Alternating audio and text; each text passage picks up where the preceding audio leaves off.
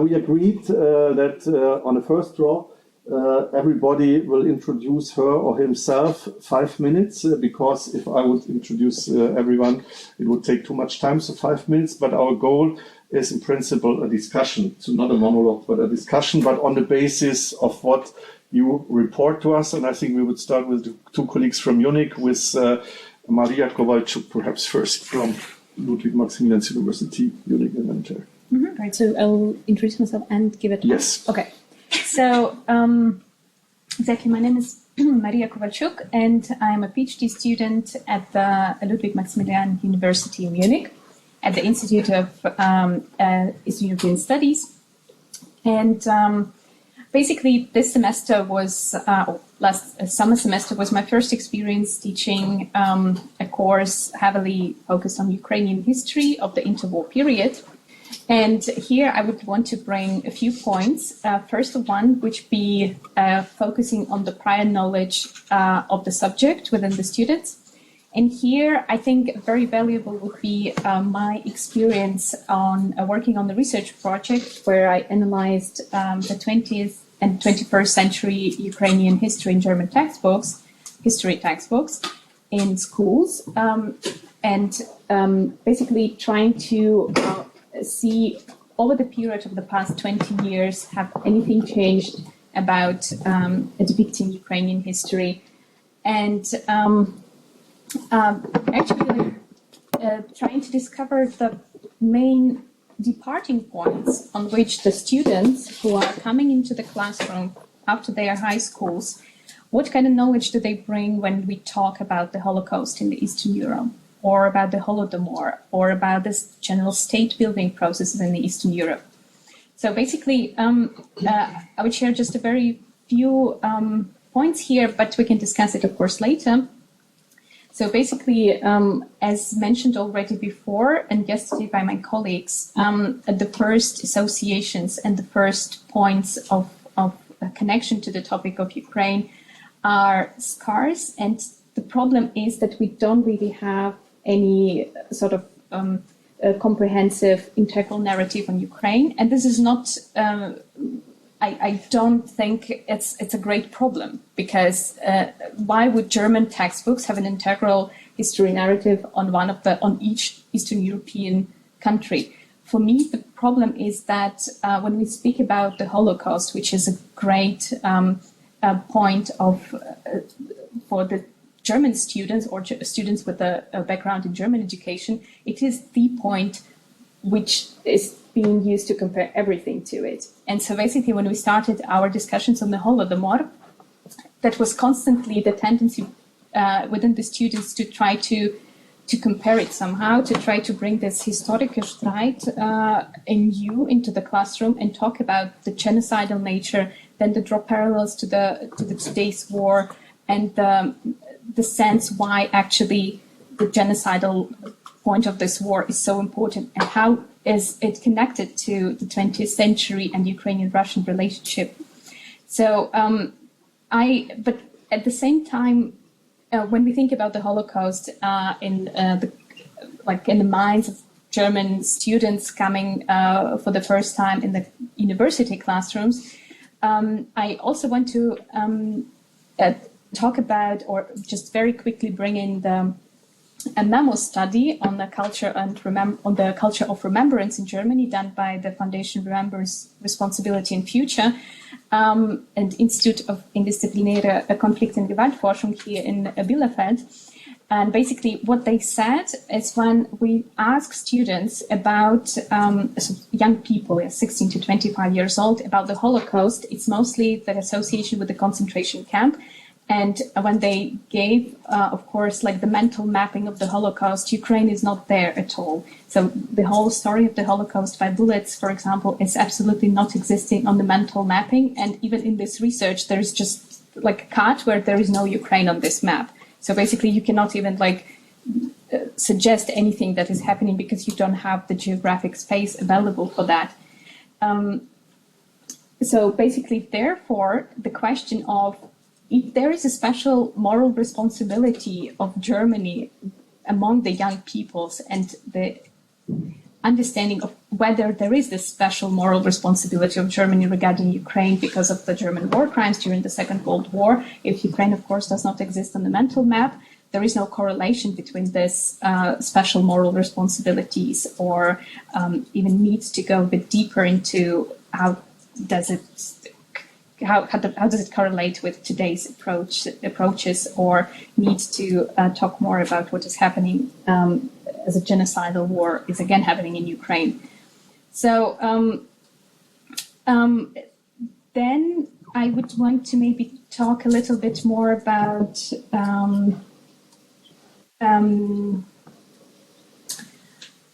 the Holocaust.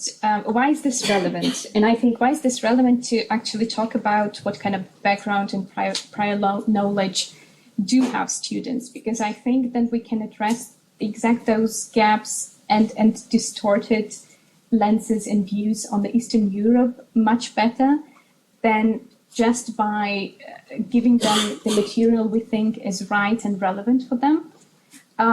Again, I think the whole discussion on the genocidal nature of crimes during the Second World War and today was again instrumentalization of hunger. We can talk about this a lot, but I think these are the points that students themselves were initially making in comparing, and I think this shows a great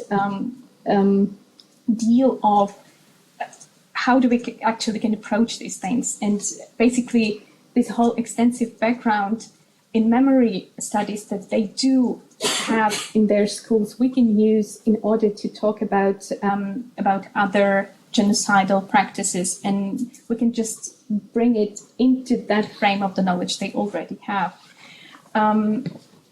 Again, talking about the sources availability, that's a huge problem. I already started talking about the Holodomor, then I'll use this example. We have a great handbook by Kleed and Motyl on the Holodomor, with lots of really very relevant sources. We have things published by Andrea Graziosi, but at the same time, all these sources, they are in English, and unfortunately, the students who are coming to this format of Basis schools in the beginning of their studies in Germany, they do have even sometimes difficulties working with English-speaking sources. What is a complete lack then of sources regarding the general overview of the topics? We have a very little sources translated of EGO documents. So basically we do have some state policies, but when we go into the level of the EGO documents of the first level, so basically like all the social documents, and this is very, the situation there is very bad. But this is also connected, and the parallels that I see with the textbooks. There on the topic of the Holodomor, we have a translated state policy brief, Stalin Kaganovich, and we have memories of Lev Kopelev about the collectivization. So basically there is no voice of Ukrainian survival there.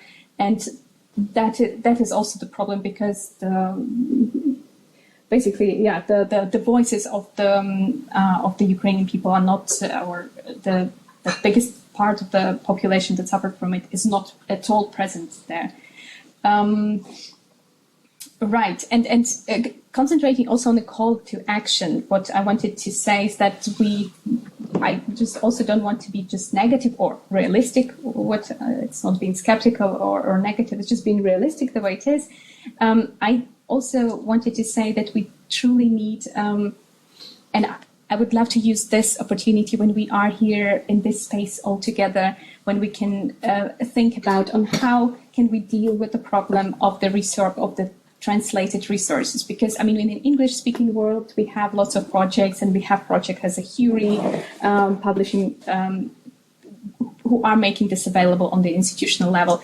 And whether German-Ukrainian Historical Commission or someone else, or we as a grassroots initiative should think about on how we can help each other or create a platform for the exchange of those sources available. Thank you, first of all, to the organizers for inviting me to be here. I wanted to begin, or expected to begin, with something, excusing myself for being here as someone who is a double outsider. Not merely am I neither German nor Ukrainian, but I'm also not firmly in Ukrainian studies. But the fourth time my dear colleague Natalia Sienkiewicz told me I needed to come, I thought, okay, fine. If you've invited me 4 times, perhaps I have something to say. And so what I want to talk about in these brief few minutes is something from my perspective as someone who has tried to teach Ukrainian topics, Ukrainian texts, but from an outside of the main field. I thought I was going to be apologizing for this. At this point, after 2 days here in Bielefeld, I'm actually somewhat scandalized, to use Benjamin Schenk's words, that there are not actually more people like me here.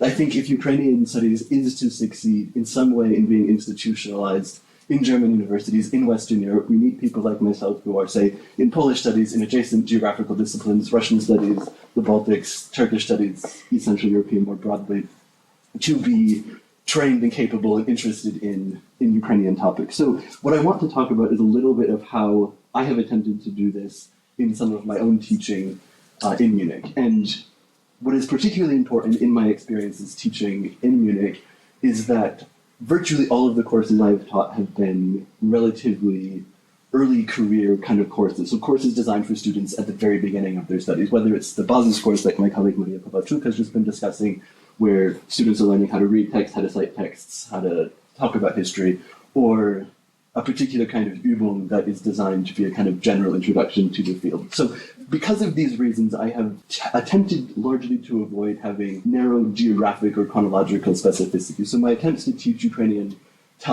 texts and topics have been integrated into larger thematic courses more broadly on East Central Europe, whether it's about religion and confessionalization, religion and nationalism, mobility, this semester a course on nature and environment, and so on. And so I think there are several difficulties and problems we have with this. First of all, because I'm approaching this from the perspective of East Central Europe, a good percentage of the Ukrainian lands are simply not present in these courses. We're talking primarily about right bank Ukraine, about territories that have been part of the Polish-Lithuanian Commonwealth. And so one of the challenges that I have talking to my students is when we talk in great detail about the specificities, say, of the Greek Catholic Church in Habsburg Galicia, they understand there's something specifically Ukrainian here, but they often struggle to understand how do these experiences become somehow linked to the experiences of Kharkiv later on. This is also particularly, I think, a kind of challenge in that I'm predominantly teaching 18th century and 19th century history, so I'm not teaching a lot about the 20th century. And so, especially when we're talking about the 18th century, there are extraordinarily few texts, especially primary texts, that are available in translation, whether in German or in English, for my students to read.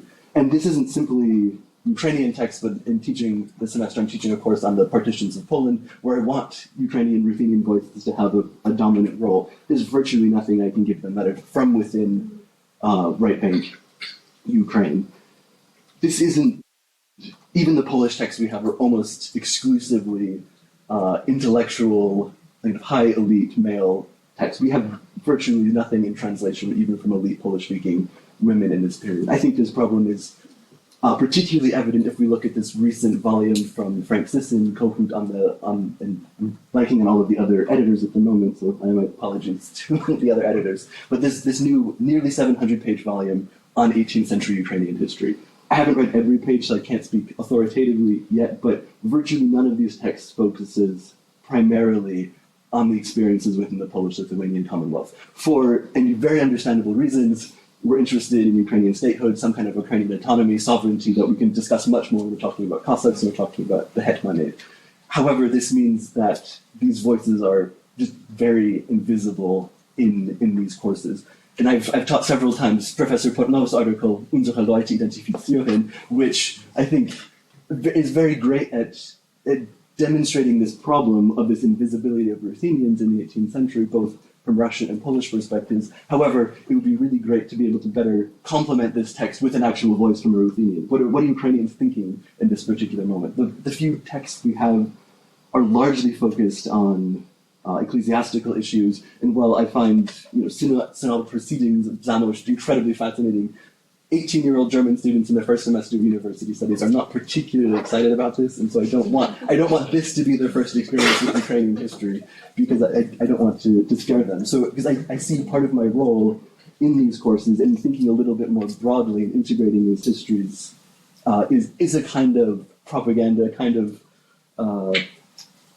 recruitment to bring these students into the Abteilung für Ost- und Südosteuropa-Geschichte. So I try to throw as many things at them as possible in the hope that something sparks their interest and that they'll come back for something more specialized.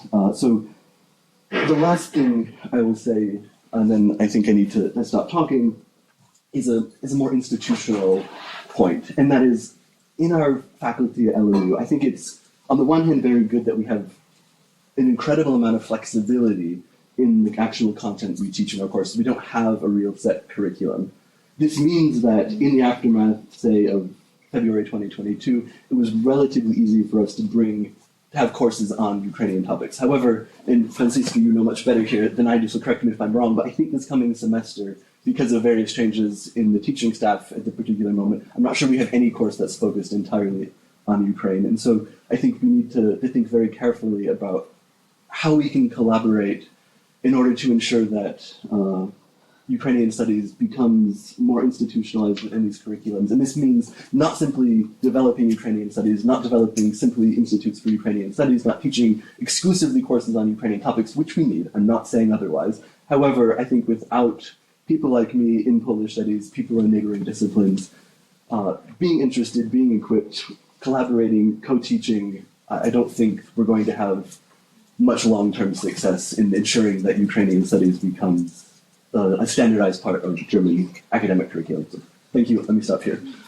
Thank you very much. Thank you very much. Before coming to Andrej, Kateryna, and Bozhena, on my other side, perhaps we could include Oksana Turkevych from Humboldt University at this point. Dear colleagues, I'm very delighted to be with you online and to take part in this discussion. And a little bit about me. Until February 2022, I was working at Ivan Franko National University in Lviv, in Ukraine. I was teaching Ukrainian as a foreign language and also investigate different questions about Ukrainian language education in my Department of Ukrainian Applied Linguistics.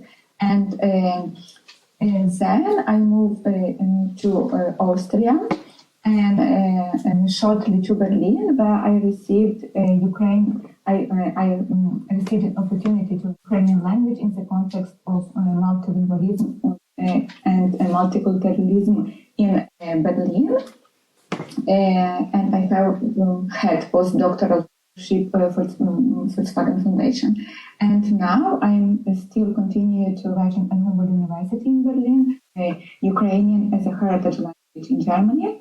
I had also opportunity to teach Ukrainian as a foreign language at Koblenz, and I will share that experience and maybe some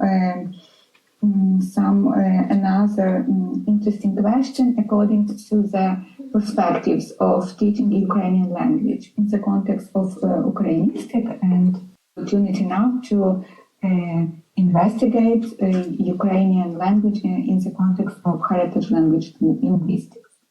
Thank you. Oh, thank you, Oksana. That was really very short, super class. So, Andrej. Good day, thank you for your invitation. My name is Andrej Doronin.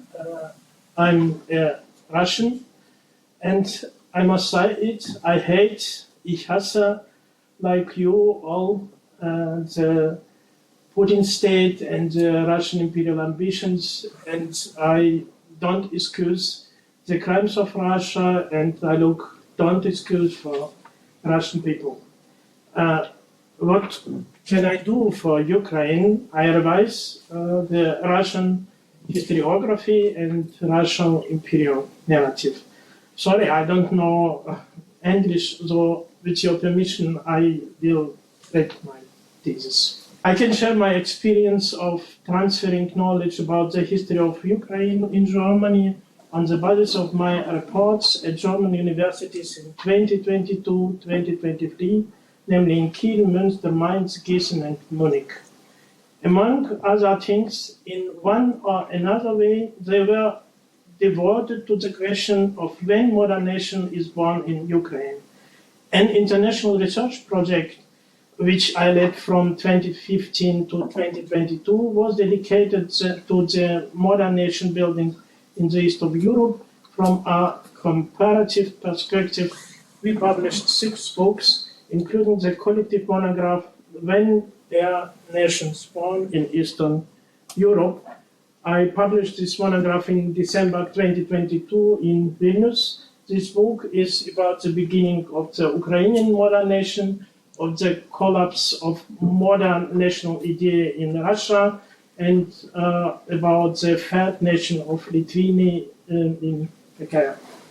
In my opinion, the main scarcity in teaching the history of Ukraine in Germany lies not so much in the small number of specialists. Until recently, only few people in Germany studied Ukrainian history. Neither it lies in the insufficiency of written sources dedicated to the history of Ukraine in German or English, but the issue is the lack of its interpretation. All the more so since modern national historiography of Ukraine can give confident answers to far from many questions. German students are mainly interested in these research problems. At what point does Ukraine originate as a historical, political, and cultural subject in the history of Europe? When is the Ukrainian nation born? It is possible to talk about the existence of the Ukrainian nation outside of its bond to its own statehood. Who and at what historical stage is the main bearer of Ukrainianness? What role did the Ukrainian gentry, the Orthodox Church, the Cossacks and Hetmanat play in the formation of Ukrainian nation, and how did it change? Which national narrative, long or short, to prefer, etc. Decolonizing Ukrainian history of 18th, 20th centuries and removing it from the imperial narrative, it is important to understand about what continuity lines we are talking and where they began. Different Ukrainian historians root them in different periods of history, and the discussion about the formation of Ukrainian modern nation is still far from over. It is necessary to understand when a nation becomes the main unifying institute, the main umbrella identity for Ukrainians, and when it subordinates all others, including the state and the church as social institution. Alas, a compromise between a long primordialist and a short modernist national narrative is impossible, since they have differing initial settings in terms of theory. But a new starting point for modern Ukraine organizer is possible, namely an early modern. It was then that in the east of Europe, new supra-regional ethnocultural communities of Rus began to take shape independently of each other, each with its own historical narrative. That was by no means based on the heritage of Rus, of the first Rurikids, on the heritage of pre-Mongol Rus. Ukrainian historians must show that the national historic narrative is different from the state-centric imperial Russian one. The state is not the goal and meaning of human history. In a dispute with Russian imperial historiography that monopolizes Russian statehood, it is important to focus on the fact that it is not the people who must serve the state, but the state must serve to the people, to each individual person. In the modern hierarchy of social identity, the people subjugate the state, the church, estates, etc. In the imperial hierarchy and Russian historiography today, the state is at the top. It is necessary to move away from the dispute about the point where the statehood of Ukraine should be counted from. Statehood is not the only and sufficient signs of an established nation. The national state arises as a consequence of the self-realization of a national idea. the idea of the Ukrainian nation took shape already in the early modern period. Alas, the idea of the Moscow-Russian nation turned out to be subordinated to the imperial one and crushed by it. Undoubtedly, Ukrainian colleagues should provide all possible assistance to German universities in disseminating knowledge about Ukraine. On the wave of support for Ukraine, of course, interest and respect for it and its history will continue to grow, and departments of Ukrainian history will definitely appear at German universities.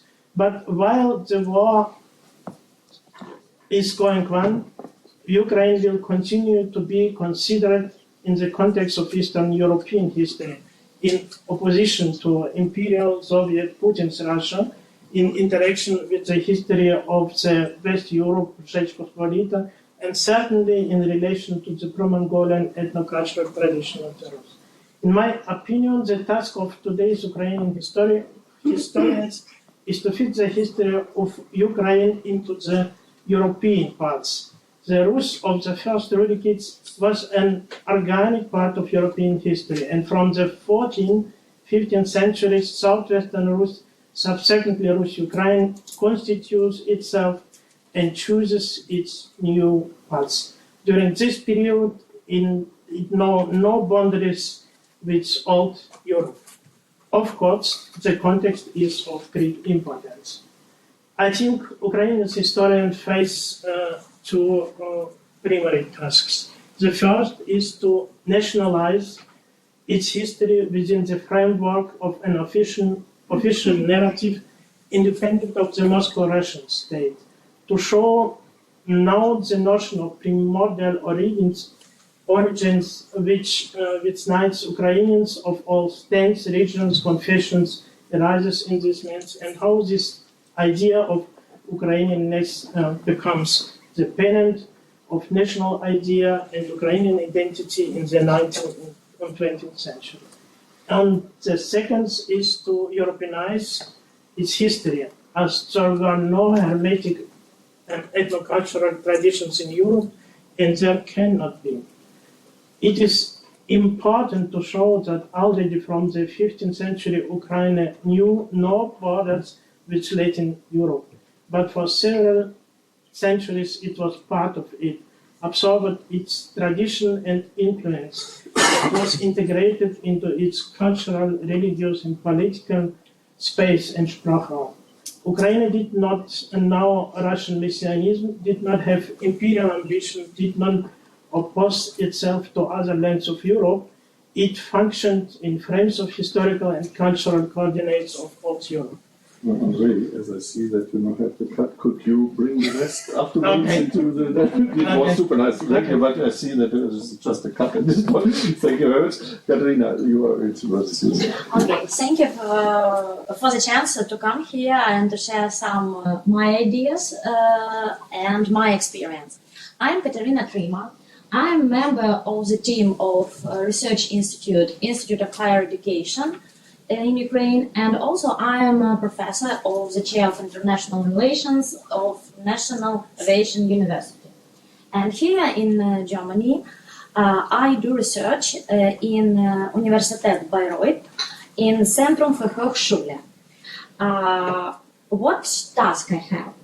I study massive online open courses as an element of open science. So everything what we are speaking about is very interesting, but it is a bit limited with our academical circles.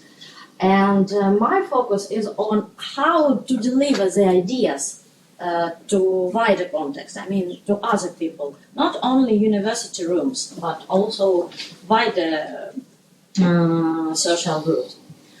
And I study not only the theory, textbooks, guidelines, experiences. I also took part in production of massive online open courses in Universität Bayreuth. I studied how it is organized. I studied some tips. I studied new competences necessary for modern scientists and teachers. And I tried to make some guideline and small course for Ukrainian scientists, how they can work with this experience, and especially understanding that now, because of COVID and other possible pandemics, because of the war, Ukrainian scientists are closer to the necessity to make open courses, and maybe massive online open courses in these conditions to deliver some ideas of Ukrainian studies is also one method, and maybe a better method like just rooms at the university. I share Ukrainian experience in this regard because Ukrainian scientists don't use global online platforms like Coursera or edX to share their ideas. We use our national platform, Prometheus, and the experience of Prometheus was very interesting to my German colleagues because it is another experience. And I didn't make some lectures for the University of Bayreuth, but we made a few workshops and meetings, and I shared how Prometheus works and how we can create some courses with our German colleagues. I mean, I'm like a communicator between Ukrainian scientists in different fields of science and German colleagues. And I hope really in 2024 we will launch some projects and we will prepare some courses. And we will deliver them with Prometheus, of course, in English language. As my main conclusion during the process of making research is that Ukrainian scientists have so many interesting ideas. I don't speak only about history, I speak about biology, I speak about mathematics, I speak about social sciences, I speak about art, I speak about Ukrainian language and culture, but the language. Language problem, language competences still is a problem that we have so many interesting scientists and ideas, and we have this problem to deliver them globally. And under these conditions, under the conditions of war, this voice, I think, will be very important. Thank you very much, Kateryna, and Bozhena. Last but not least, Bozhena Kozakevych. My name is Bozhena Kozakevych, and I'm a PhD student and lecturer at the European University Yaroslav. And in this short contribution, I actually would like to share with you our specific experience at the Bielefeld and our challenges we faced in teaching on Ukraine, but also on East European studies. My colleagues from Bielefeld can complete or correct me. I think I will read just because of matter of time, because the danger is too big that I will speak too long. I have been teaching at Bielefeld since October 2018, giving undergraduate seminars in cultural history on Eastern European and especially Ukrainian topics. Most of my students are studying cultural studies, Kulturwissenschaften. Some are doing a bachelor's degree of law and politics.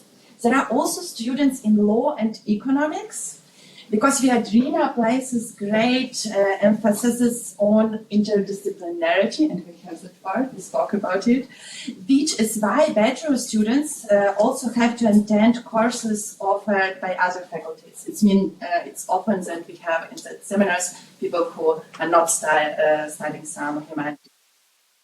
This ensures that students come from different backgrounds. On the one hand, this can promote exchange. On the other hand, it is also a challenge for the lecturers to neither overload nor underload the students with similar content.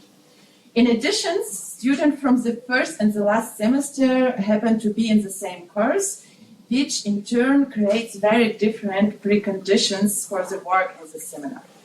In general, you have to stay very flexible in planning the content and literature for seminars. It can be assumed that in the choice of literature, we can only resort to the English and German language texts. This makes it clear that more translations of the most essential texts of Ukrainian intellectuals into German are needed. I usually the literature only after the first session, when I have got to know the students, and to do this Monday, for example. I'm still not sure which literature we will take in this semester. At the other universities with a strong profile in Slavistics, it is probably somewhat different. So the main task is, in our case, to organize the course in such a way that all participants feel involved. Now I just say something about the topics and interests of students. Myself, a student in 2013-14, I witnessed the rise of interest in Ukraine with the Maidan protests, the annexion of Crimea, and Russia's war in Donbass. It was similar in 2022 with the beginning of Russia's full-scale invasion of Ukraine. In my experience, then as now, students' interest was mainly focused on current events, politics of memory and history, and even if I try to speak about, for example, this semester, I will speak about experience of civilians during the German occupation in Ukraine. And I'm pretty sure that we will speak more about this war. And it's happened with all the topics. We always speak about nowadays contemporary Ukrainian policy, about Erinnerungspolitik, Geschichtspolitik. It's always like the topics that should be prepared to speak, and the students are just more interested in that. But I think it's a matter which about all the humanities, not only about Eastern European studies. Yes, and as I told, I'm always limited to text in German and English. Until now, the situation never arose where all students could read in Ukrainian. This is actually a pity because it's hardly possible to work with primary texts. However, the students who know the language use the primary sources when preparing their individual presentations.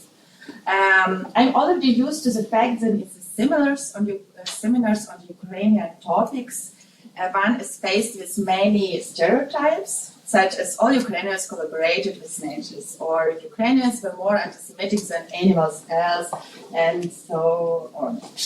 Therefore, Ukrainian history within a Europe-wide context is very important. For example, one can put processes in the Ukrainian national movement into European or even global context. This approach works particularly well for students with backgrounds other than Eastern and Middle European.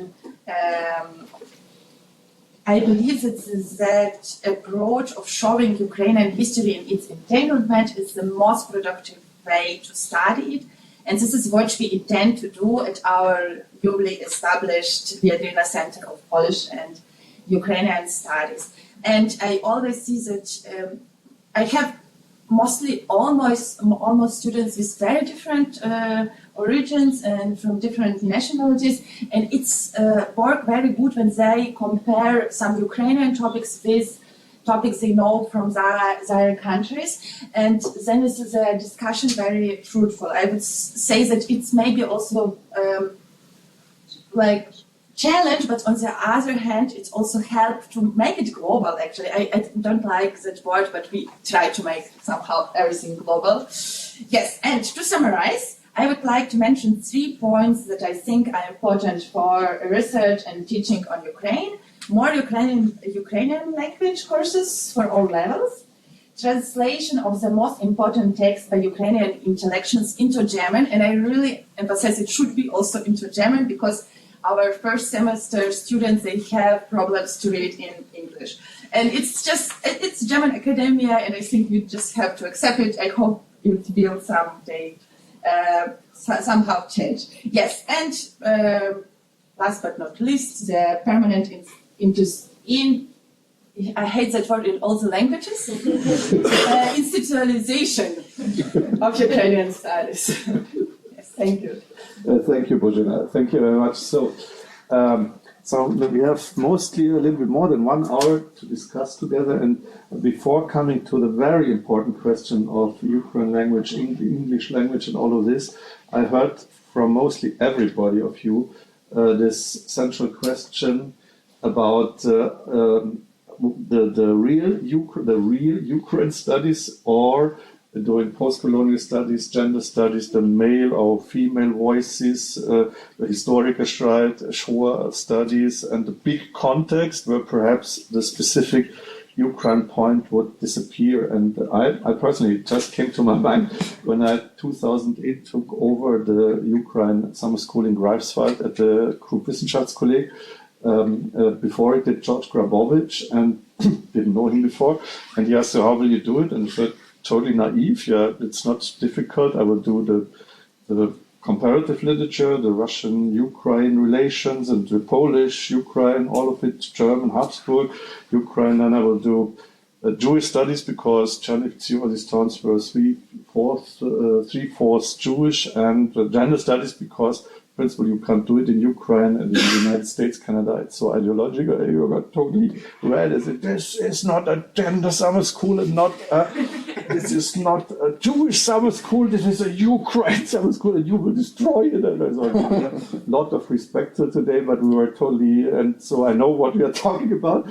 This what is Ukraine studies and what is not Ukraine studies. And I think this is because we don't have a curriculum like in Oxford or Cambridge with these papers. We can change always or everything to Ukraine, but then there is no sustainability, as you mostly said.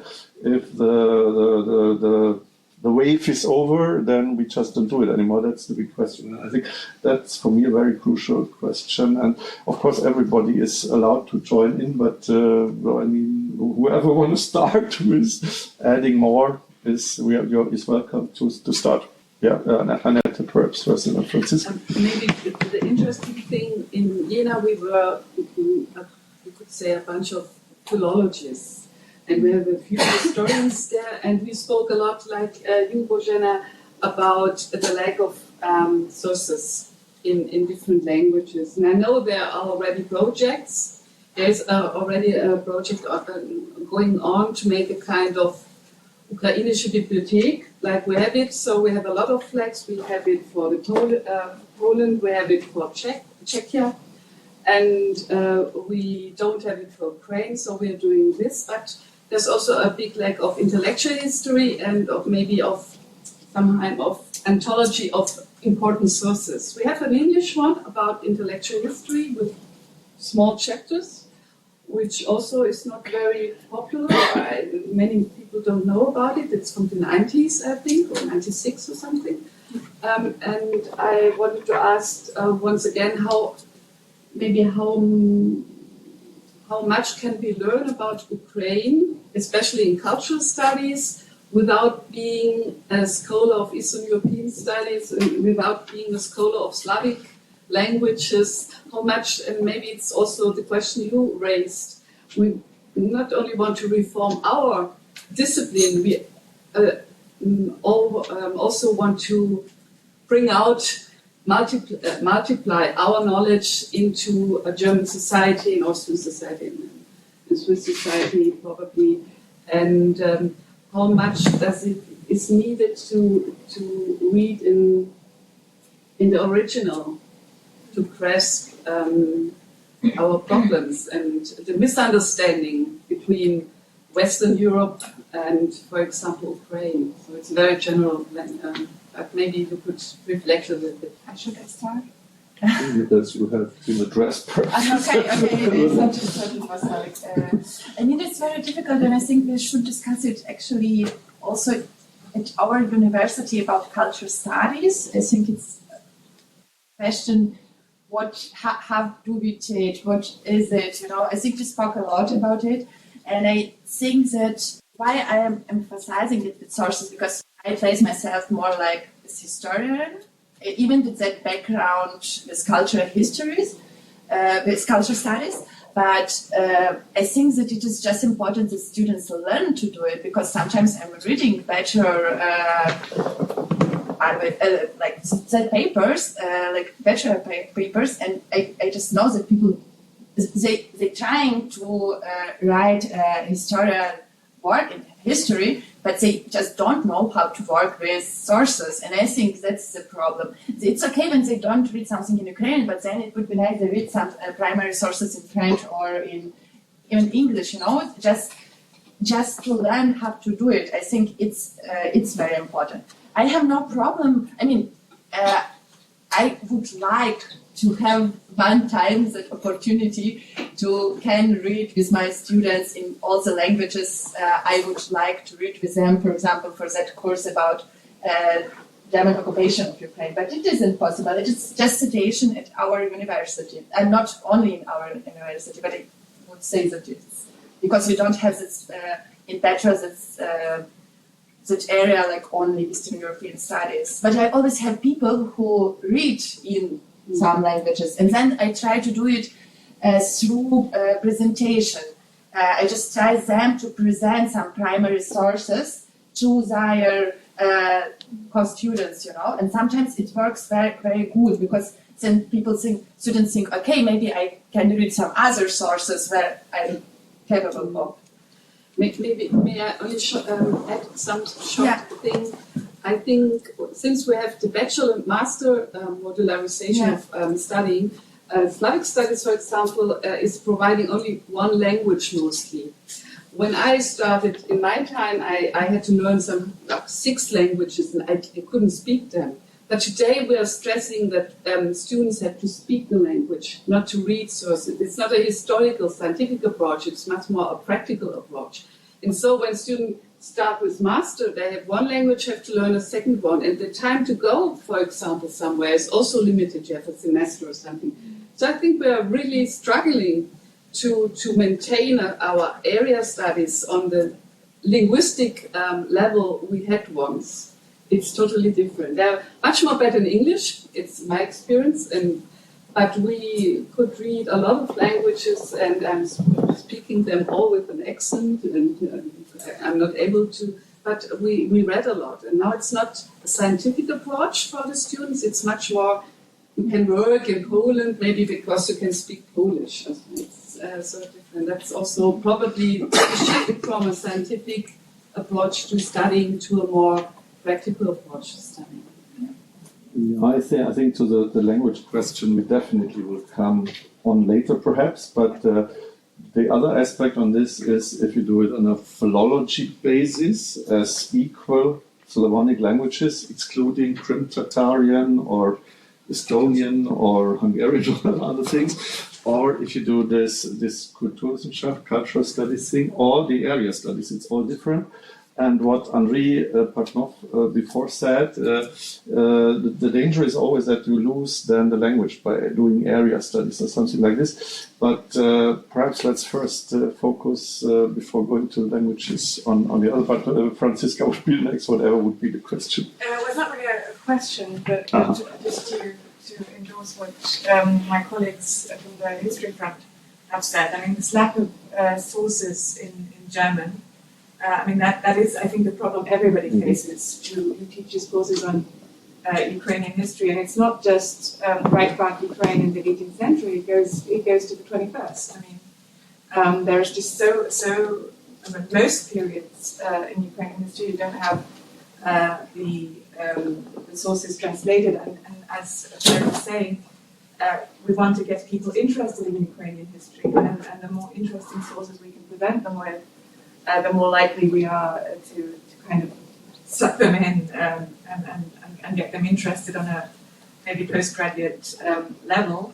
And I think because Yaroslav, you said at the beginning, and I support that we really want to think about practical answers, that would be a practical answer that we need, 2-volume Quellen zur Geschichte der Ukraine. We would need to apply for a grant to pay people to translate sources, to choose and translate the sources.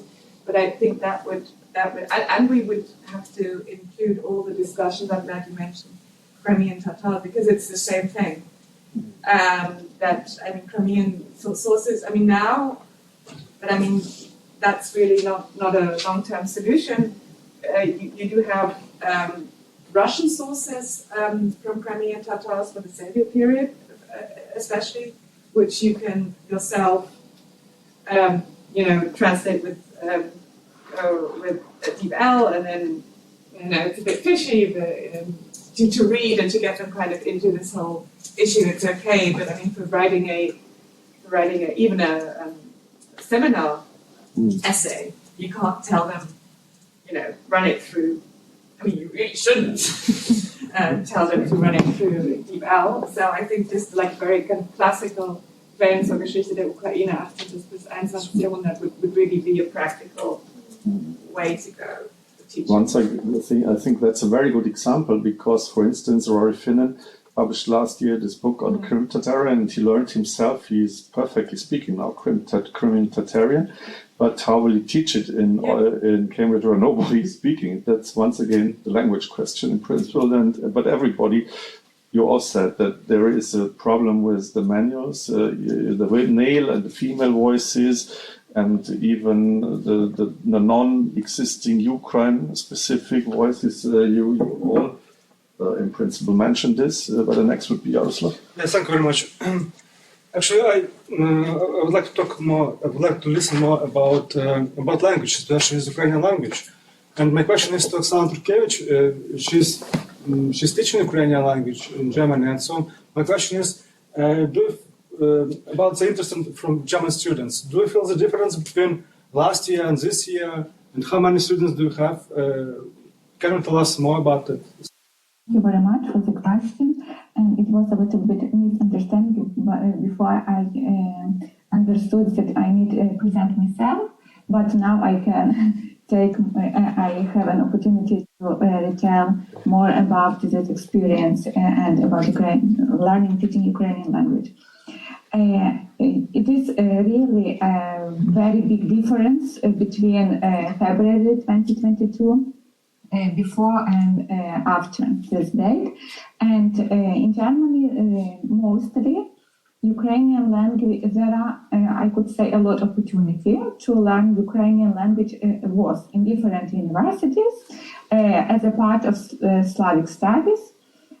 But number of students was like according 5, 7. For example, there are these opportunities was at Oldenburg. There was no Ukrainistic at Wöll University, and from last semester it is opportunity. And last semester I'm not a lecturer of Ukrainian language, but my colleague Natalia Tisa gave me the information that it was 22 students. It is Ukrainistic on baccalaureate level. And my experience was also at, as I mentioned before, at Koblenz University, and it is a course which students can choose, and it's a part of Slavonic studies or cultural studies. Only language center proposed this course, and my students were mostly, they will be teachers in school, and they are preparing themselves to teach Ukrainian children in future, and they want to learn language. And according to our discussion, like place of language in this cultural study, historical study, I can say that it is, in my opinion, not very hard or not very hard, I could say, a question to learn Ukrainian language. And this future specialists can do it. And for example, at Koblenz University, we have only once per week, 2 hours online. And for one semester, we could reach A11 level. That's why I think this language question, it is very important, but we can... and it is a lot of teaching materials, Ukrainian for German-speaking students. I wrote about this in my Impulse Vertrag, and you can find this information. It was already published online. And what else I want to add to this question is that we have 200,000, more than 200,000 Ukrainian refugee children, and more than 1 million Ukrainians in Germany. And this may be a human resource. It is also very interesting in the context of Ukraine. And for example, in the future, when we are talking also about perspectives of teaching Ukrainian language, our different opportunity. One of our opportunities, in Yarmouth University, can be teaching Ukrainian as a heritage language, and it will be, I think, nice opportunity to collaboration between Ukrainians and other students about Ukraine too, like one of the resources. Yeah, thank you very much, Oksana. I see we are now at the language problem, but that is crucial. I personally would, I discussed this, I'm discussing this for years, and there is, for instance, at my university, at Potsdam University, Olesya Lazarenko is teaching. Last year we started it, but not in Slavonic studies, but for the entire university, and they did a concept that it is more than language, it's a general introduction into Ukraine, also the Landeskunde we call it, and they had, I was told, 28 students and half of them from natural sciences, and they told me because it was not only the focused language, because it's super difficult for Germans to learn the language, it wasn't integrated. So I cannot say, is it good, is it right? I just was told this, but this is fantastically good, 28 students, it's such a small university. And then my colleague from Tübingen, Shama Shahadat, I'm already, I think, for a year discussing with her a kind of, I think she calls it blended learning, that perhaps joining all together in online classes in entire Germany, and then do a blend, in the end, do 3 days examination at concrete universities. So I also think, would that work? Would it not work? And there are so many questions. And of course, the question, do you need it as a historian? Do you just need it as a reading like Latin or so? Or do you really actively on a C1 level, do you need it as a real good speaker? So that, and these are questions, even if I'm thinking years for this, I could not answer in principle. What would you think the experts about it? Yeah, Jared. We absolutely need. Oh, didn't see you. Oh, sorry. Yeah, perhaps first Jared and then Oksana. Didn't see you. Sorry. I think I'm not disagreeing exactly, and we absolutely need more Ukrainian language courses. We need this instruction, but I don't think our goal should be simply to have someone with great Ukrainian language skills who can do research in these texts, but we need someone who's studying National Socialism in Germany, fascism in Italy, or feminism, who can read Lesia Ukrainka, or if he's in historiography, who can read a text by Purushevsky. We just need these texts to be visible in ways that people in other fields, other disciplines, just a general student with a degree in history from Germany should have read some Ukrainian texts. That's my simple goal, and that doesn't require great linguistic expertise. We need that, but that's not sufficient.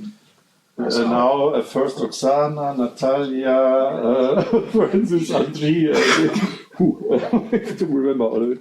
Oksana. I absolutely agree that it is not sufficient, but I think it is of Ukrainian situation, because when we are talking about another, for example, in languages, cultures, and so on, there is, I think, or in German and so on. When we are talking about Ukraine and this all Ukrainian question, situation, and so on,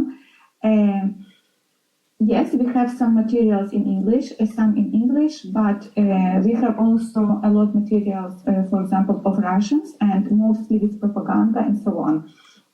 And also we have a lot of very nice materials, for example, from Ukrainian diaspora, and which are published in USA or in Canada, and they are also mostly in Ukrainian. Some of them are already translated into English, and maybe for specialists who are investigating some special questions and which are only in Ukrainian and which are a key, very, very important to understanding some themes, are really important to read in Ukrainian. And now we have a lot of technology to translate it. Maybe we don't need to speak Ukrainian at C1 or C2 level, but understand and try to incorporate it in programs. Yes, thank you. Now, first, Franziska, Natalia, Andrej, and Just very briefly to again emphasize Jared's point. I mean, we're teaching future teachers. So it's super important that people who are not going to specialize in Ukraine, who are not going to write a dissertation in Ukrainian history, that they have Ukraine on their mental map when they leave the university where they're teaching Ukraine. Because that's basically where the problem starts. So already when students come into seminars on Ukraine, or actually on Eastern Europe especially, but even more so when it's about Ukraine, is that they always say in the beginning, I'm here because I learned nothing about this in school.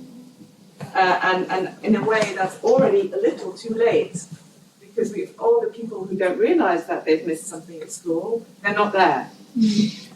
So actually, we really would have to, that's super complicated, especially in Germany with 16 states all responsible for education themselves, that we would have to go into the school curriculum and to not to put Eastern Europe on the map, but to put the decolonized Eastern Europe on the curriculum in German school. thank you. Now, here you're not on the side, Natalia, Andrej, and you. Back to Yeah. 2018, during Ukrainian Academic Society, it was actually a year of Ukrainian language in Germany, organized in Berlin a workshop where we discussed all these topics. And back at that time, the biggest problem was a very low amount of students. And in each federal state, the discussion about multilingual heritage language is actually taking place for years already, and there are some good achievements. So at Grundschule, elementary school, in some places you are able to apply for learning, teaching also Ukrainian. That is something probably should be really addressed on the side of Ukraine as well, and involved in these discussions. So it goes through Putin's minister conference or something similar. But what I would like to ask, do you use this modern ways of teaching? Because I just organized 2 weeks ago the stand of Ukrainian higher education institutions at EIE, that's International Association, European Association of International Education, and one of the very central and crucial topics is the topic of internationalization of curriculum, and how you can do it, for example, through COILs. That is, you just team up with the Ukrainian university who teach history, and then you have in the class students from Ukraine who can read Ukrainian sources, and you can be teamed up with your students and actually discuss the topics, and then they can discuss the translations with Nico as well.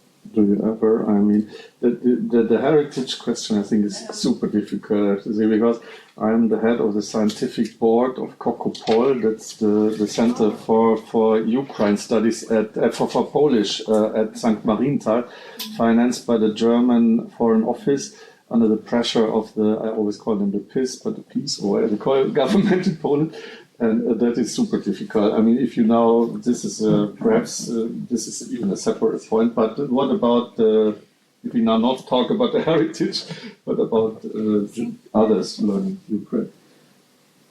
I think it's of course a good idea to have exchange between Ukrainian and German students, and like from German institutions to Ukrainian, like hybrid seminars, and it is possible. But I don't think that it will work for regular seminars with my regular students I have, just because students who are studying history in Ukraine, for example, or history or linguistic and styles, I think it's possible to make it, but it will be a special thing, not like the regular seminars we have at the university, just because the backgrounds are so different that I don't think it will be possible to handle it, like really. I mean, maybe it's a little bit pessimistic, using that word. Realistic. Yes, but I don't think that it is possible at that under like the bachelor level of students. I don't think it will be fruitful actually, because Ukrainian, sometimes for our participants from non-Eastern Middle European countries, you just really need to explain all the context, and that's why actually we never teach just Ukrainian history, national history. It isn't possible. You're always teaching it in European context. Just people can get it. Yes. That's what we talked before about. That's this problem. That's why actually this accusing of teaching national history, it isn't possible. When you have that students, you never teaching national history. We talked about it, and Andrej would be next now. Could you move a bit closer so that we can hear you better? Yeah, sure. Thank you. So first of all, I think that again we should be very realistic, and we should not, because what I'm hearing from time to time now, it was mentioned by some that like the numbers of people who are now like starting to learn Ukrainian, they're not very high, and that's the reason, maybe to not doing it. Yeah. I would say first of all, it's pretty normal, logical that those numbers are not high. And we should not, of course, expect, I would never expect, it's actually very wrong logic to expect that people who, let's say, learned Russian, let's say, before will now switch to Ukrainian, and like this idea of Stadt, like replace one with another. It's very naive and actually very counterproductive. What worries me, dear colleagues, much more, I would say, is that in discussions in Germany about the future of like research in Ukrainian studies, because it's like a different story here. We still quite often hear this idea that you could do research about Ukraine without even reading it. And that's of course like scary and that's terrifying, because if you look back at those books I've shown, like Edward Winter or Franz Koch, if you like read them, you'll see that they like read Ukrainian easily, as well as Russian, as well as Polish, Belarusian mainly. So I would say we should somehow try to give this like tradition back. And especially when it comes to research, let's say PhD level of dissertations. And that's a real, that's a discussion, I should tell you, also the arena, whether we need these language requirements for the PhDs or no. Yeah. But of course, I would never try to even imagine this situation that we have hundreds of people learning now Ukrainian. And come on, it's not what we're talking about. So that's first. Second, of course, I should say I'm very grateful for your comment on this book, because for me also, when I see this book, it's finally we have a set of text and whatever, but unfortunately it's also a big problem is for me the issue of this entire, let's say, southern Ukraine, colonizers, and it's also absent there, and it's really a pity. Now, coming back to what Cisco said, as some of you probably know, some people in Canada, in the US, they're working now on such new collections of sources translated into Ukrainian. Which is not an easy task, because again, as we all know, it's not sometimes even easy to find those, let's say, sources and whatsoever. But let's do what Francisca suggested. That's a very realistic, practical thing. It is to try to do this collection. At first, maybe it's always of course bad to do it the best way, but it is to start at some point, because we need it absolutely, and it's not there. And there are a lot of historical, not just historical, also literary or sociological topics where you could either expect people to read Slavic languages or just say, okay, you should trust what I'm telling you. There's no this direct communication with the source. So that would be very, very helpful indeed. We need that desperately. And also maybe we should mention at this point that unfortunately those translations from Ukrainian literature we have in Germany, they are very, how to put it, they are limited to certain persons and time periods and topics. And if, for instance, I would like to give an example to read the text in German translation, yeah, of Ukrainian authors, let's say, of the even this, let's say, post-Second World War Munich immigration period, would be very difficult to do because they are not translated. Yeah, you could give the entire Zhadan to read, but you could not give, and now I could make exactly Bagriani, name it, and you could have the very long list, yeah. And that's very sad indeed. And it also gives like your own picture of Ukrainian literature as if it was created in 1991. So in this sense, I really like this idea a lot. Maybe let me say it again, because I think this question raised before, it's an important question. If we're talking about such a source correction or translation, at least for me, it's clear it should not be limited to Ukrainian language sources. Absolutely. It should, of course, include, if possible, Crimean Tatar for this language, but at least Polish, Yiddish, Russian, German, German is German sowieso. Yeah, that's for sure, because we could not pretend or even imagine in my view that this field of Ukrainian studies, Ukrainian past, it was just in Ukrainian language. Of course not. So it should be Ukrainian plus all those languages included there, and that's a really good challenging idea. So I'm very much supporting it, and let's try to do it, and let's wish good luck to our colleagues who are teaching Ukrainian now. Because they do a very important job, but again, let's not expect that they will have hundreds, thousands of students.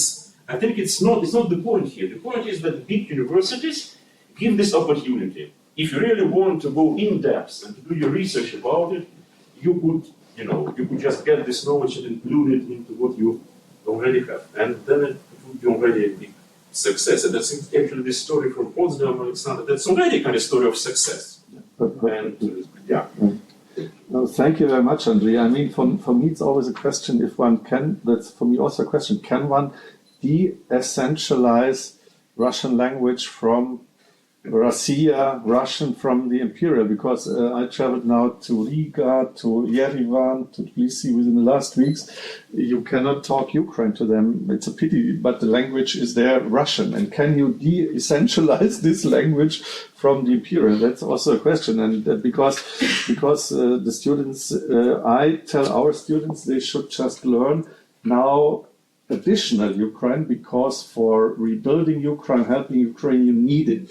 But you cannot replace it, I think, because then you don't have. This is a real crucial problem, but good that we discuss it. See, because this is a very, very important question for institutionalizing. Not only. If we speak about popularization of Ukrainian language, again, I understand that big universities is a good resource base if we speak about really very, very deep, very high quality Ukrainian knowledge. If we speak about, I don't say that it's not good quality, but we can share Ukrainian language with the help of massive online open courses with a much more bigger audience.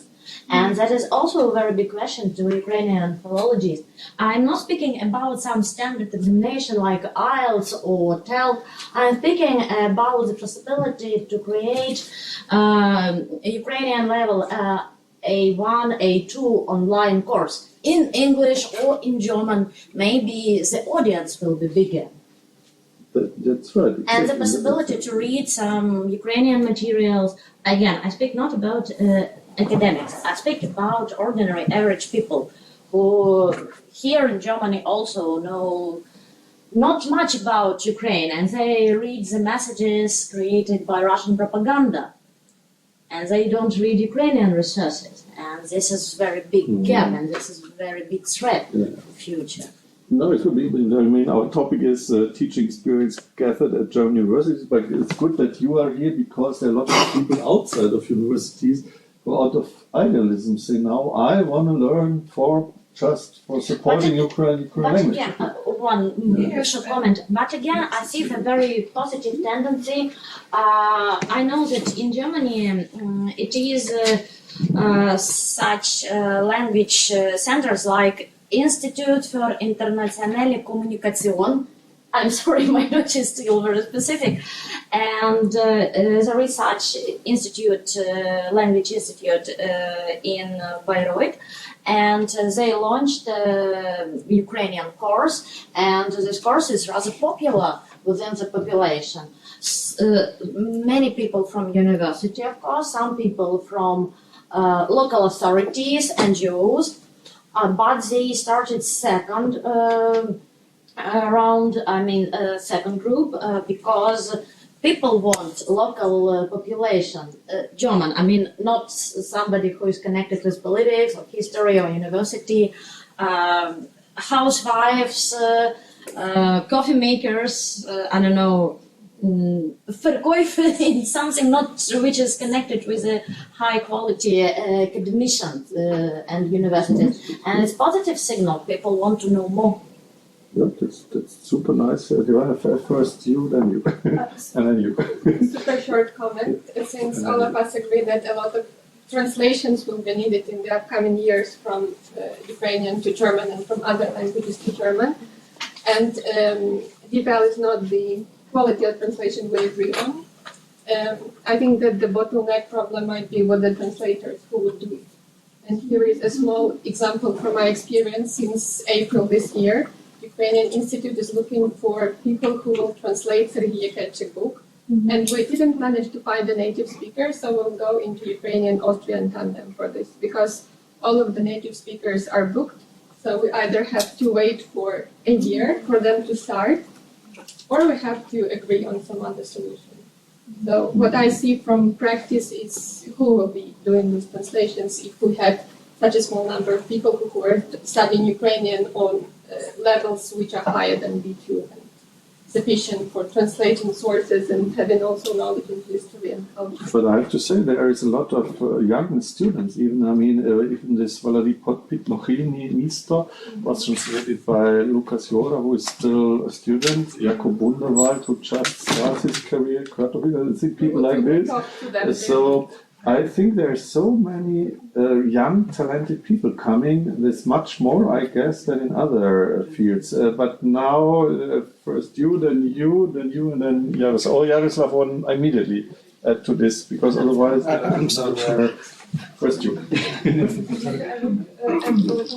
Regarding this idea, very useful idea of publication volume of translated sources. Actually, the issue is that I completely agree to translate correctly, because it's not only about translation from Ukrainian, specific Ukrainian language, let's say, of the 18th century to the modern German language. It's about translating specific terms, like, for instance, how the positions of public officials were co-created, and to translate them in a very equal, let's say, the most possible equal way, so that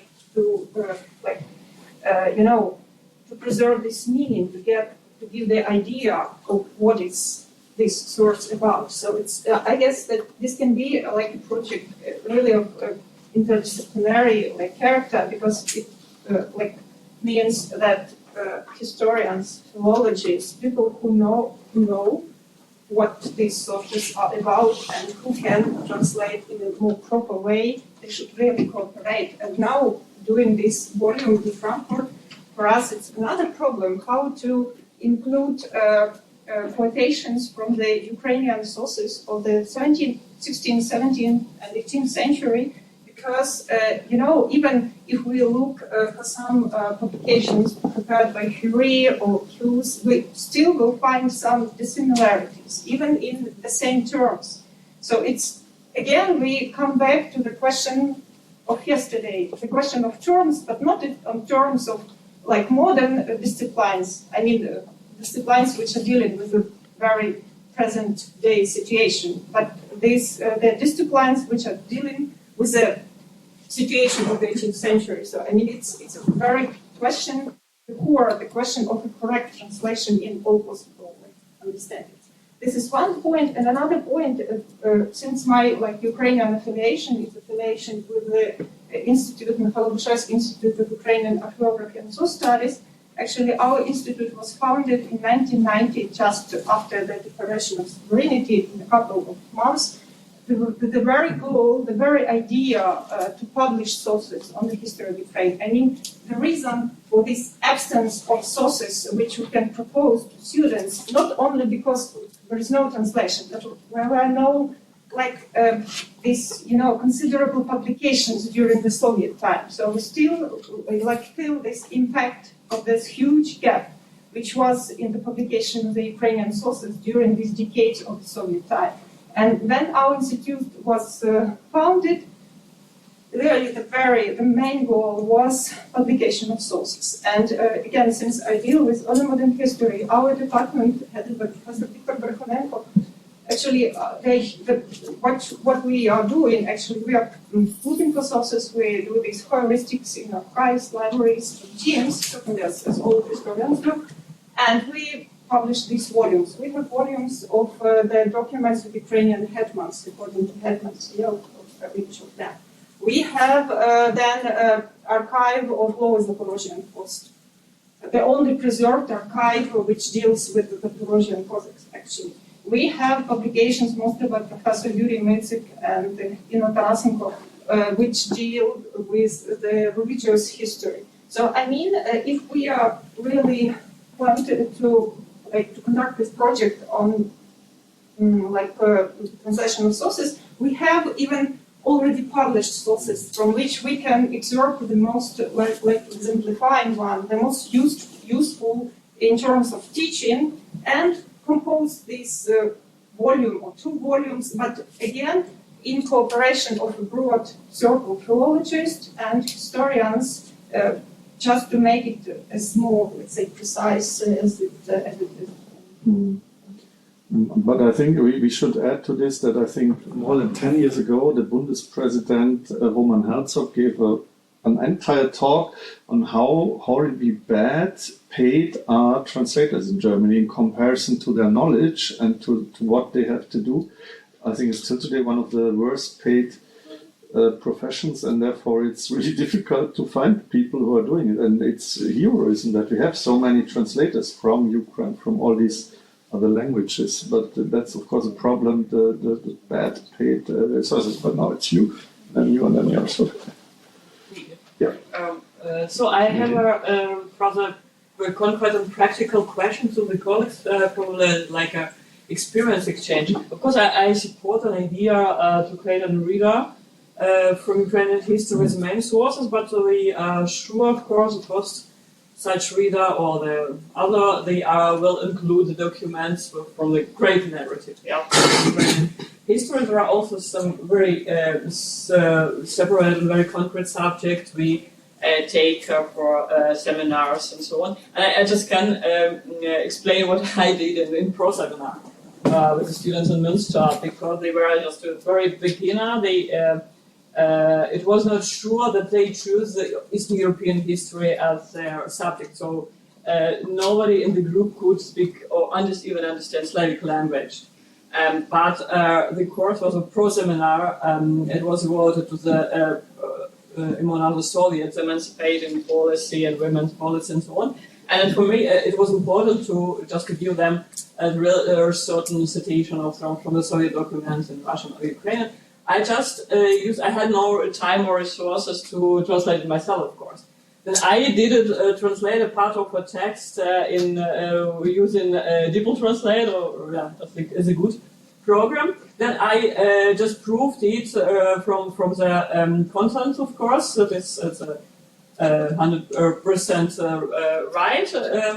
Then I'm not a native speaker too, of course. Then I explained it to the students the way, absolutely honest, is automatically translate as proved from the content side. Probably they could find some grammatical or some language problems is no matter, but we have the document they could read and discuss. So that was my way, very practically to solve or to find a solution of the situation. Probably you have any other ways or experience. I would be glad to hear how it works. Is it you who has written the book on the Ukrainian University in Munich? Is it you? That's true, yeah, because that was a great work with all the sources. That's exactly the work we have to do now. That's really great work what you do in the archives there, and really perfect. You're teaching at Münster University. Yes, at the moment I have been a scholarship holder, but I have a position Wonderful.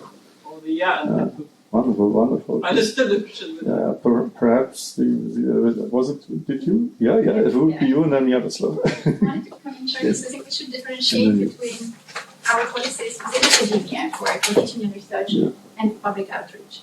Because I know, one example, for example, here in Bielefeld, there is a literature club on Ukrainian literature, which is mostly considered like 20 Germans who already for 15 years, every month, read a Ukrainian literature book, contemporary, lesser great classics, whatever. And I was amazed. So you can imagine that in 15 years, every month, they had read around 200 books, probably more than me. And they were reading them in German. So I believe, of course, we need more translations. But I think for public outreach, what we need also is a local initiative. So people who would bring to attention of the public what is already there. And I think probably that is also, it concerns schools, it concerns everything outside of research, outside of this room. And I think we should also probably, if we write a recommendation for the Ministry of Education, we should also put some focus on this, not just financing translations and teaching people to read in Ukrainian so they can read more, but also how to take out of the shelves what is already there and put it on the front shelves in the library here in Bielefeld. I believe there's many more interesting books which are still haven't been read by anyone.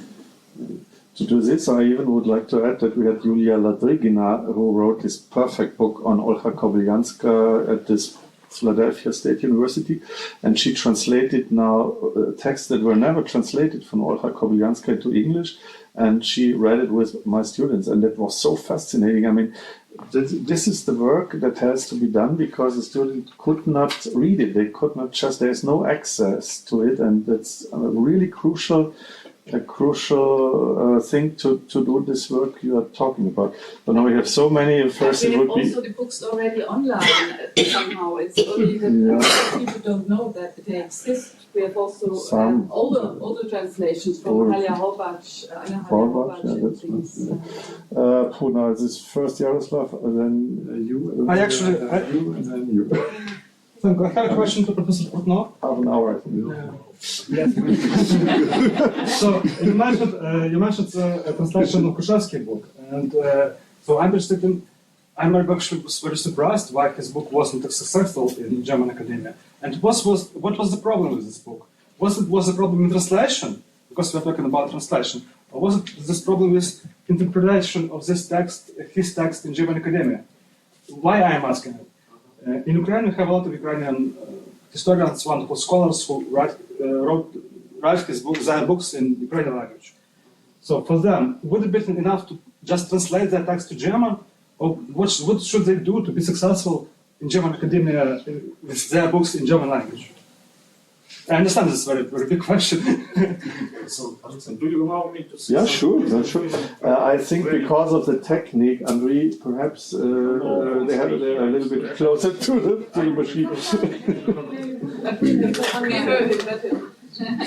Because I think there are problems with the technical.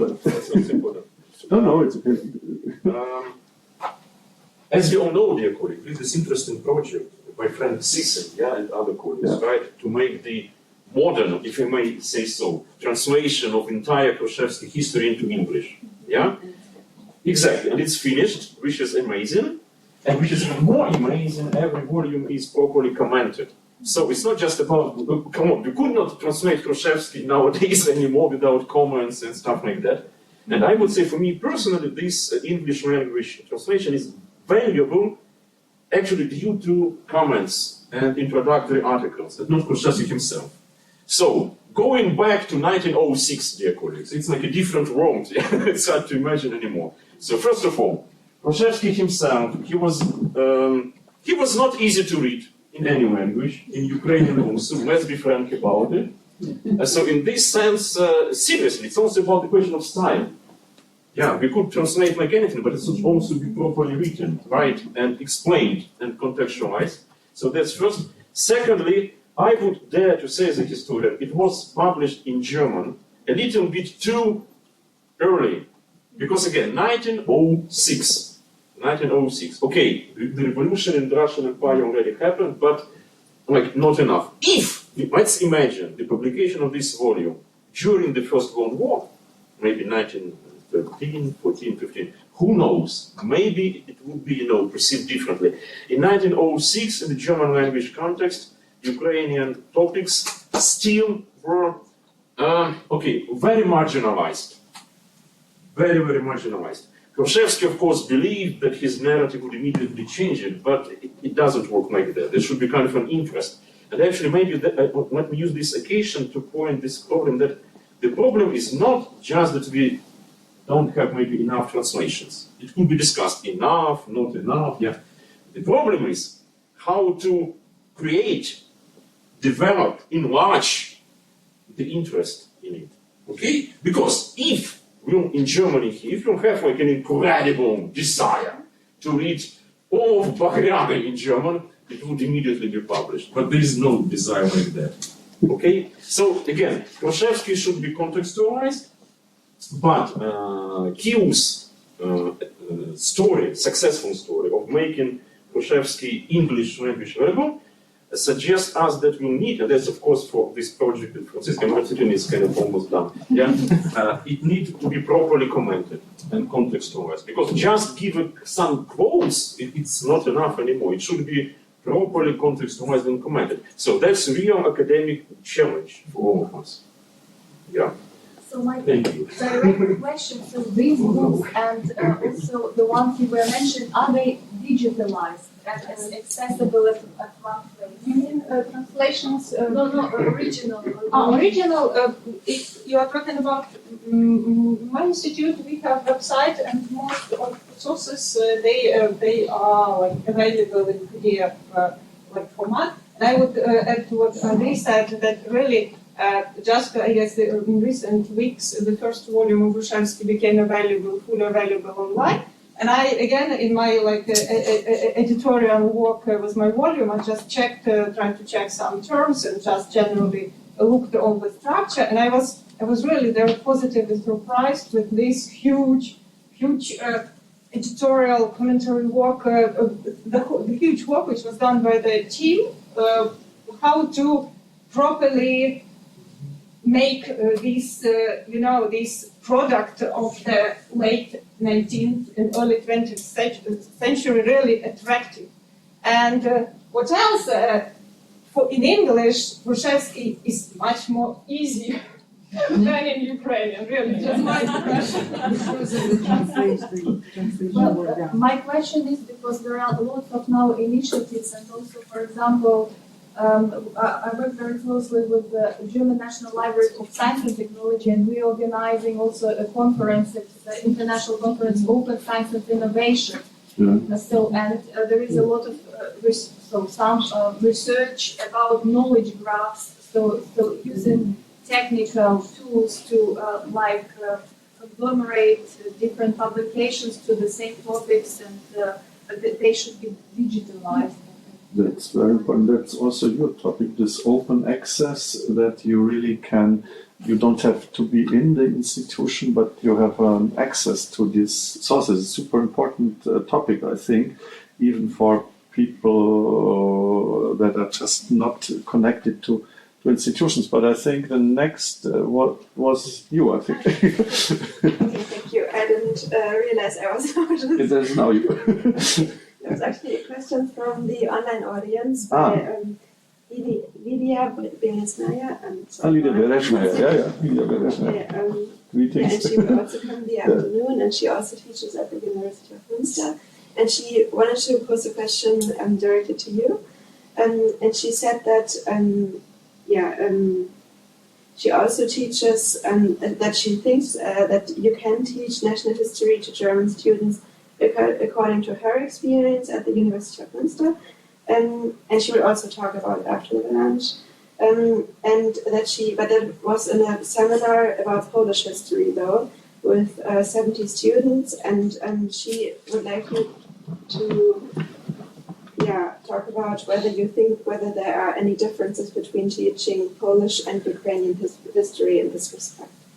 I think that I was a little bit misunderstood because we spoke all the time about that term national history isn't actually a negative one, and we are going away from national history. We are trying to teach everything in bigger context. That's why our chair is called Entangled History of Ukraine. And it was, I think that we are teaching courses on Ukrainian history, but always in bigger context. And I'm pretty sure that college history course was also not only about Polish topics. I mean that narratives which are very linear, like that. In the beginning, there were Kievan Rus, then, and so on. I mean, it isn't what we are doing now, and I think that it was just misunderstanding. We spoke a lot about entanglements and so on. I don't think we should elaborate more on that. But with Lidia Biereshna, by the way, how many people do we have online? Of course, you can ask questions from out of this room. You always forget the people that are not present. I mean. But everybody knows this. Yeah, good. Then there was, who was the next? I forgot. Was it already you, Victoria? Or was it you? I think. Knows that I know there is an initiative at the Center of Urban History exactly to create an archive of sources, maybe not medieval history, but at least modern one.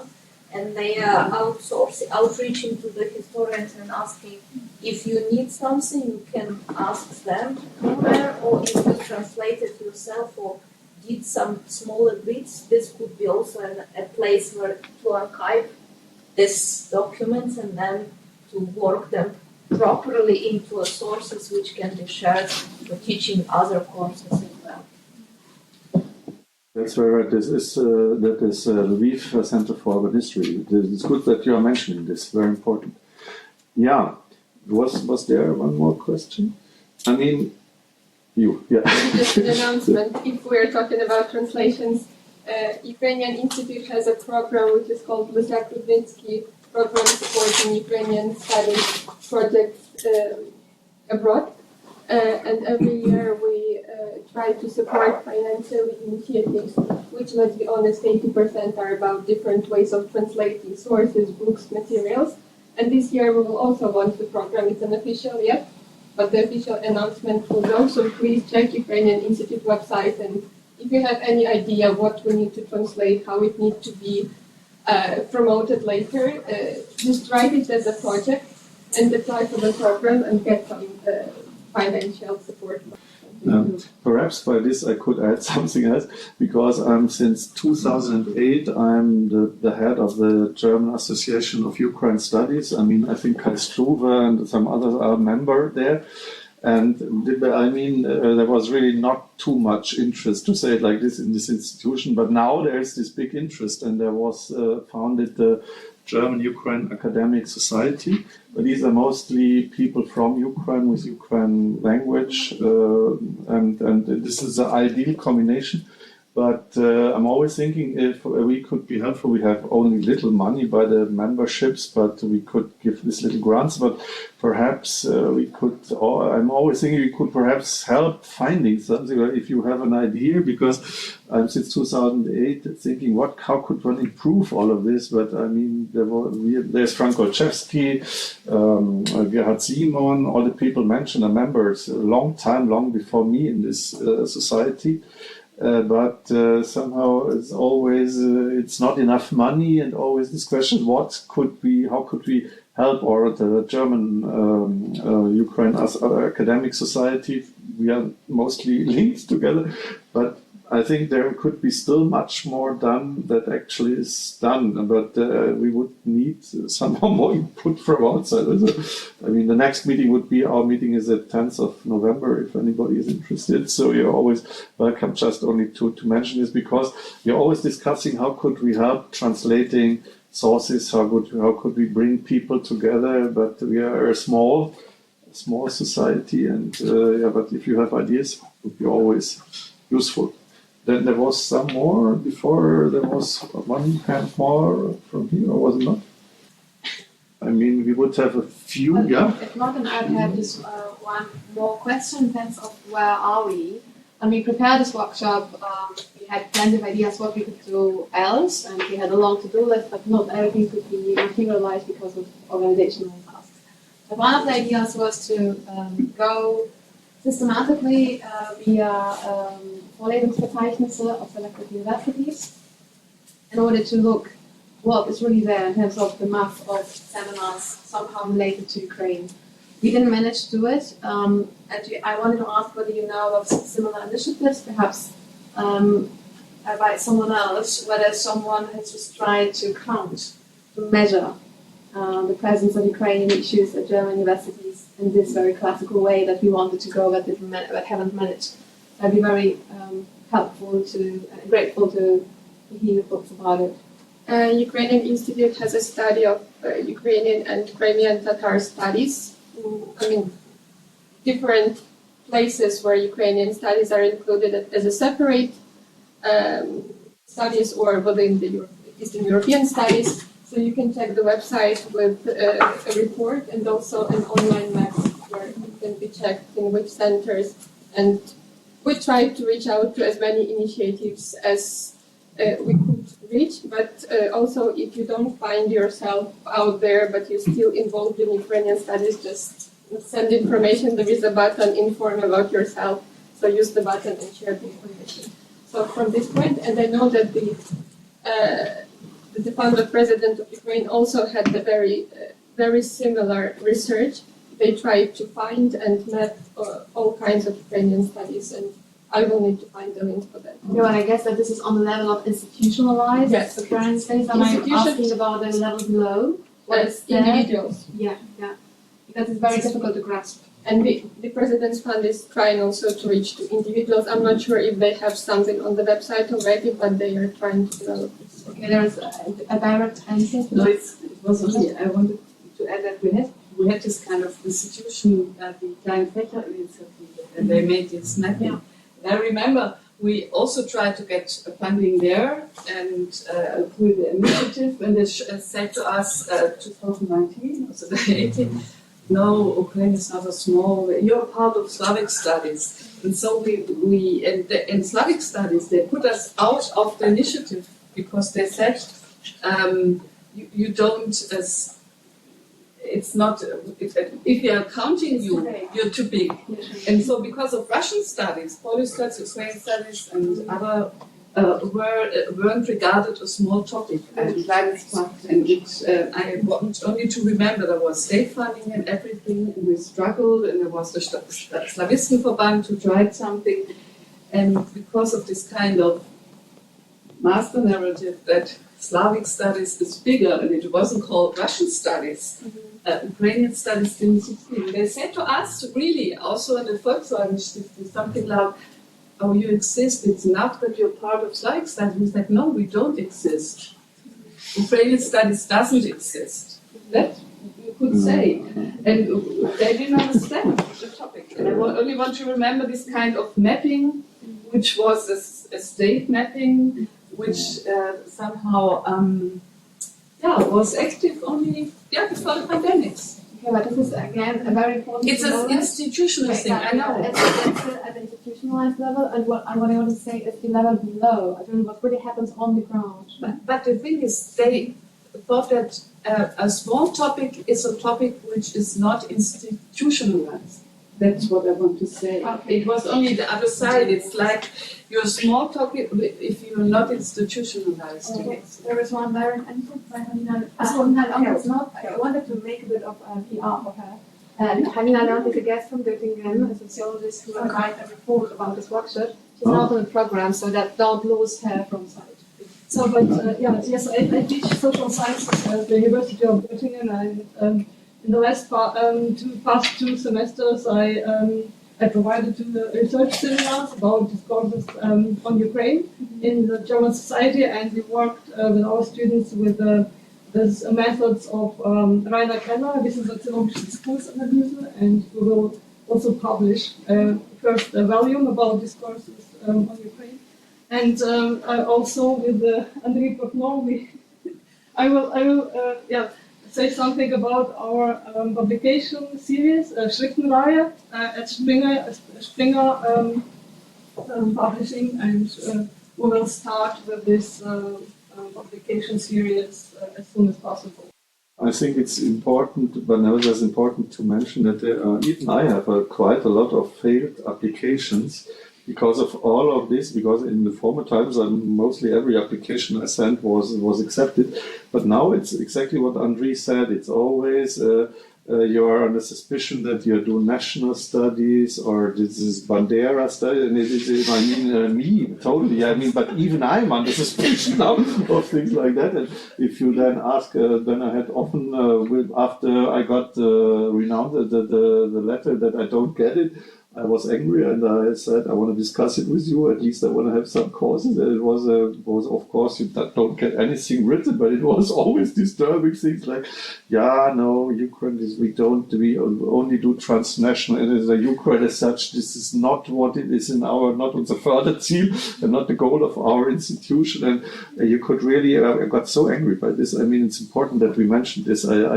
in principle, from time to time, I have to say that I'm really angry about this. The German foundations are really exactly all what Andrej said today. That's important. But yeah, they do now the Center for Advanced Studies at least. That's a big thing. Yeah, but also because the application was different in all of it. It's like I have to say sometimes I think it's really like Marxism-Leninism. If you don't find the right words by the right ideology, you just don't get it. If you do it, it's like it's like our commercial. If you put the right design around it, you get it. But with the wrong design, you don't get it. And it's exactly the same inside. That's really frustrating. But that's an important point for all of you who want to apply for specific Ukraine topics. You have to know this. It's really, I have total strange experiences with the last years. Ask every time the institution where you are asking if there's someone between the supervisors who is doing Eastern European studies. Because we noticed that the last 10 years, Volkswagen Stiftung, a lot of Thyssen, they don't have a person like in the first years after the millennium, we have still some supervisors, or how do you say? Sachbearbeiter. And now we don't have it anymore. So for our Ukrainian thing, there was Indian, African, and Danish scholars. That's great to have, but to understand the specific task of the Ukrainian project, it was very difficult. That's a very important thing. If you don't have the people now, okay, like Andrej said, it's paid by blood that somebody's listening to you, but it's not a thing it should be. I mean, but as we are mostly some 3-4 minutes we would have, but I mean, nevertheless, there are positive aspects. I mean, no idea who it is, but there is a plan to establish a Ukraine-German university, like the French-German university. I'm not insider, but I always hear it. There's the plan. And there is the plan to establish a kind of a Ukraine center. Also no idea who is doing concrete, but it should be announced next week. And then we have the Ukraine Institute now since, was it last year? When was it open? And by the way, Volodymyr Sheikho, there was this Drahomanov Prize. I was there in the Fasanstrasse. You have this. I think you could, I'm not so sure if everybody knows that you have these prizes and all of these things. So, I mean, it's good that you are here because a lot of people even didn't realize that the Institute was founded. I have to say, I'm always meeting people who don't know it yet. So there's a lot of positive things going on for not becoming pessimistic about what Andrej said, but should not become too pessimistic, but look into the future. And but otherwise, it's always the danger that things that are done so bad that in the end it's worse than if it would not have been done. Because if you construct something totally dysfunctional, then it's all ruined. Then Ukraine studies are really dead. That's the big danger by all of these things that shall come now.